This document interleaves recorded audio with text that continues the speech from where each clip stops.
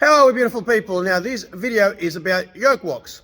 Now yoke walks are very important for strength athletes and for everyday people because they help strengthen your upper back, your core, your hips, your posterior chain, your glutes. So it's a very important exercise for everybody, and it's going to make everyday activities such as moving heavy furniture or heavy suitcases a lot easier. Okay, so let's get down to it.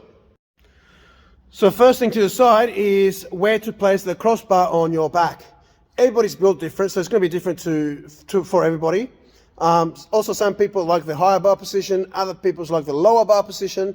Personally, I like the lower bar position, so it's just about finding that sweet spot for yourself. So once you've determined where you want the crossbeam to be on your back, what you need to do is go underneath the yoke and stand underneath it and lift it up, and what you want is the skis to be roughly around 10 to 15 centimeters off the ground. What you do, if you find that the crossbeams are too high, if you place the crossbeam up too high, what will happen is you run the risk of the skis skidding along the ground while you walk, which is not a very comfortable feeling, and it can cause you to fall down.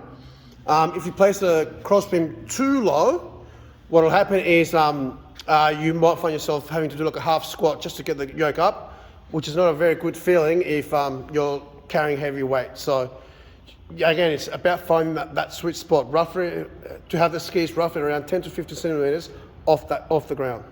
Next up is you need to do something with your upper body. You need to keep that upper body engaged, and your arms and hands need to be doing something. So there's 3 ways to do it.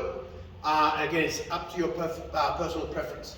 So one thing you can do is to push out with your hands to stabilize your body. You can push in, or especially for shorter people with short arms, a lot of them want to push up on the crossbeam.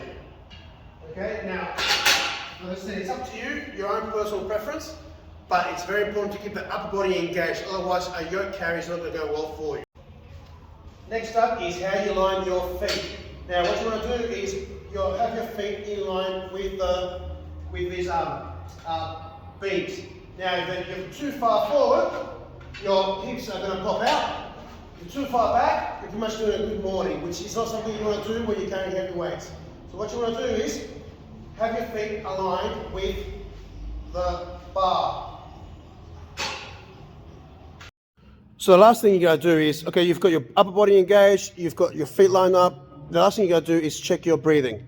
What you need to do is take a big, deep breath. Now, don't breathe into your chest, breathe into your belly. If you breathe into your chest, that's going to make you top heavy. Breathing into your belly is going to make you short and wide, which is what you want in a yoke squat. And so you take a big, deep breath, get your abs out, and you keep them engaged and out all throughout that yoke walk. So that's the last thing you need to do. Now, that's how you set yourself up for a yoke walk. Next up, in the next couple of days, I'll do a very short video on what to do while you're walking. Okay? Till next time.